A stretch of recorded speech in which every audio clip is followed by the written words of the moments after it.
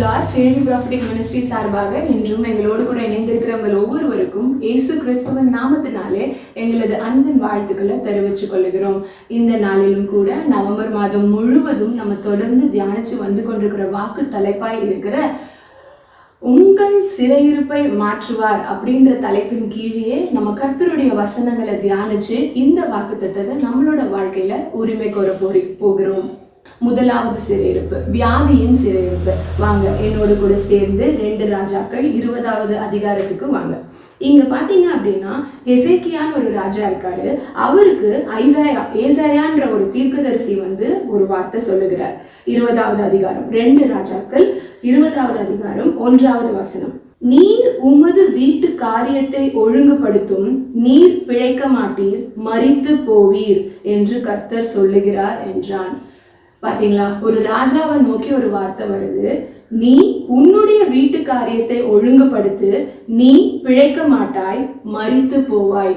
இந்த நாள்ல கூட எந்த வியாதியின் சிறையிருப்புல நீங்க இருக்கீங்க, எந்த காரியம் உங்களை நீ மரித்து போயிடுவ அப்படின்னு அச்சுறுத்துது, இல்ல டாக்டர்ஸ் மெடிக்கலி இவ்வளவுதான் உங்களோட லைஃப் முடிய போகுது அப்படின்னு ஏதாவது ஒரு மெடிக்கல் ரிப்போர்ட் உங்களை அச்சுறுத்துதா, எந்த வார்த்தை உங்களை பயம் கொடுத்துது, உங்க வியாதியை குறித்து நான் மரித்து போயிடுவேனோ அப்படின்னு ஒரு சிறையிருப்புல இருக்கிறவங்களா நீங்க இருக்கீங்க அப்படின்னா கர்த்தர் இந்த நாள்ல உங்க சிறையிருப்பை மாற்ற வல்லவர் அப்படின்னு நான் விசுவாசிக்கிறேன். விசுவாசிச்சீங்க அப்படின்னா தேவனுடைய மகிமையை காண்பீங்க. வாங்க இந்த காரியத்தை பார்க்கும் பொழுது உடனே இதை கேட்ட எசேக்கியா என்ன பண்றாருன்னு பாருங்களேன். 2வது வசனம்.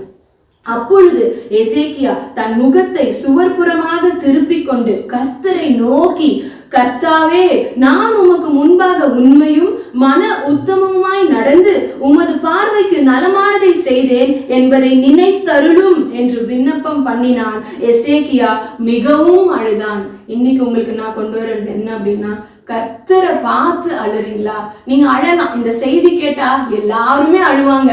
நீ இறந்து போயிடுவ, உனக்கு இந்த மாதிரி ஒரு வியாதிப்பா அப்படின்னு சொன்னா யாரா இருந்தாலும் அழுவாங்க. ஆனா யாரை நோக்கி அழுறீங்கன்னு இன்னைக்கு யோசிச்சு பாருங்க. யாரை நோக்கி அழுறீங்கன்னு யோசிச்சு பாருங்க. கர்த்தரை நோக்கி அழுங்க, கர்த்தரை நோக்கி கண்ணீர் சிந்துங்க, கர்த்தரை நோக்கி சொல்லுங்க, என்னை நினைத்தருளுங்கப்பா, என்னை நினைத்தருளுங்கப்பா, என் தவற மன்னிங்கப்பா, நான் செய்த நன்மைகளையும் நற்கிரியையும் நினைத்தருளுங்கப்பா அப்படின்னு நீங்க கர்த்தரை நோக்கி அழுது விண்ணப்பம் பண்ணீங்க அப்படின்னா என்ன நடக்கும்னு நான் காட்டட்டுமா? வாங்க வேதத்துக்கு வாங்க. இத ஐசாயா சொல்லிட்டு 4வது வசனத்துல பாருங்க. பாதி முற்றத்தை விட்டு அப்புறம் போகிறதற்கு முன்னே கர்த்தருடைய வார்த்தை அவனுக்கு உண்டாகி கர்த்தர் சொன்னதை பாருங்களேன். நீ திரும்பி போய் என் ஜனத்தின் அதிபதியாகிய எசேக்கியாவை நோக்கி, உன் தகப்பனாகிய தாவீதின் தேவனாய் இருக்கிற கர்த்தர் சொல்லுகிறது என்ன என்றால், உன் விண்ணப்பத்தை கேட்டேன், உன் கண்ணீரை கண்டேன், இதோ நான் உன்னை குணமாக்குவேன், 3ஆம் நாளிலே நீ கர்த்தருடைய ஆலயத்துக்கு போவாய். பாத்தீங்களா, கர்த்தரை நோக்கி நீங்க அழுதீங்க அப்படின்னா, கர்த்தரை நோக்கி நீங்க விண்ணப்பம் பண்ணீங்க அப்படின்னா கர்த்தர் நிச்சயமாய் பதில் தர தேவன். ஏன் அப்படின்னா அவர் காதிருந்தும் கேட்காத தேவன் இல்ல, கண்ணிருந்தும் பார்க்காத தேவன் இல்ல, அவர் ஜீவனுள்ள தேவன். கர்த்தரை நோக்கி சிந்துகிற ஒரு கண்ணீரையும் துருத்தியில வைத்து பதில் அளிப்பார்னு வசனம் சொல்லுது. இந்த வேலையில நான் உங்களுக்கு சொல்றேங்க, வேஸ்டா உங்க கண்ணீரை சிந்துராதீங்க, மனுஷனை பார்த்து உங்க கண்ணீரை சிந்துராதீங்க, வேற எந்த விதத்துக்கிட்டையும் போய் நீங்க கண்ணீரை சிந்தாதீங்க. கர்த்தரிடத்துல உங்க கண்ணீரை சிந்துங்க, கர்த்தரிடத்துல உங்க கண்ணீரை சிந்துங்க. எசேக்கியா மிகவும் அழுதான்னு போட்டிருக்கு. நீங்களும் உங்க வியாதியை நினைச்சு, உங்களோட சூழ்நிலையை நினைச்சு, உங்க மரண படுக்கையை நினைச்சு நீங்க மிகவும் அழுகிறீங்களா? கர்த்தரை நோக்கி உங்க கண்ணீரை சிந்துங்க, கர்த்தரை நோக்கி மிகவும் அழுங்க. உங்க கண்ணீரை துருத்தியில வைத்து என் தேவன் பதில் அளிக்கிற தேவனாய் எசேக்கியாவுக்கு சொன்னது போல உங்களை நோக்கி வார்த்தை அனுப்புவாரு. உன் விண்ணப்பத்தை கேட்டேன், உன் கண்ணீரை கண்டேன், இதோ நான் உன்னை குணமாக்குவேன், 3ஆம் நாளிலே நீ கர்த்தருடைய ஆலயத்துக்கு போவாய். அப்படியாய் ஒரு வியாதி படுக்கையில இருக்கிறவங்களை நோக்கி நீ 3ஆவது நாளிலே ஆலயத்துக்கு போவாய் அப்படின்னா என்ன?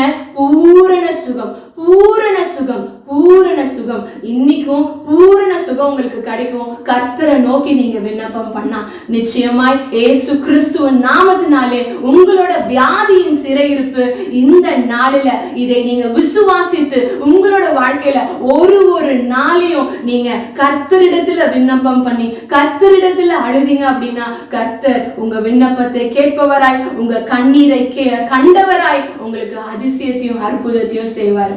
Thank you Jesus. நன்றி ராஜா. இந்த நாள்ல கூட இதை பார்த்து கொண்டிருக்கிற ஒவ்வொரு குரு சுவாமி இயேசுவின் நாமத்துல எந்த வியாதியா வேணா இருக்கட்டும், அவங்க சரீரத்துல உச்சன் தலையிலிருந்து உள்ளங்கால் வரை இயேசு கிறிஸ்துவின் நாமத்துல எந்த வியாதியாக இருக்கட்டும் ஆண்டவரே, இயேசுவே, உள்ளுறுப்போ வெளியுறுப்போ எந்த உறுப்புல பிரச்சனை இருந்தாலும் ஆண்டவரே, இயேசு கிறிஸ்துவின் நாமத்துல நாங்க இந்த வேளையில கர்த்தரை நோக்கி அழுகிறோம் சுவாமி. கர்த்தரை நோக்கி விண்ணப்பம் செய்கிறோம் ஆண்டவரே. கர்த்தரை நோக்கி அந்த கண்ணீரை சிந்துகிறோம் சுவாமி. அன்னைக்கு நீங்க வார்த்தை அனுப்பிச்சது போல இன்னைக்கு வார்த்தை அனுப்புங்க. பரத்திலிருந்து வார்த்தை அனுப்புங்க. நான் உன் விண்ணப்பத்தை கேட்டேன், நான் உன் கண்ணீரை கண்டேன், நீ சுகமாவாய் அப்படின்னு வாக்கு அனுப்புங்க. ஆசீர்வதிங்க இயேசுவின் நாமத்தில் பிதாவே. ஆமென். God bless you.